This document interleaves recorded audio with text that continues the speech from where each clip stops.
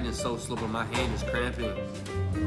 Well, have no fear. The next generation of writing is here. Hold up, who are you? I'm Christopher Souls, the inventor of the typewriter. In 1868, I finally came up with a genius idea on how to fix writing. Behold, the typewriter. With this invention, you'll be able to get rid of hand pain and soreness when writing in large text. Before this invention, writing was slow and sloppy, and now that means with the typewriter, you can write fast without bad handwriting. This invention doesn't just help out you, but it helps out the whole nation entirely. It helps with jobs such as offices with writing documents, letters, and even news articles.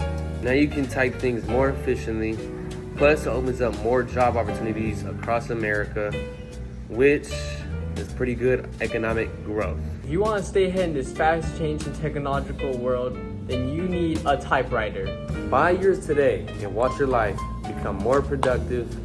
Christopher Scholes didn't just invent basic machines, he invented the future.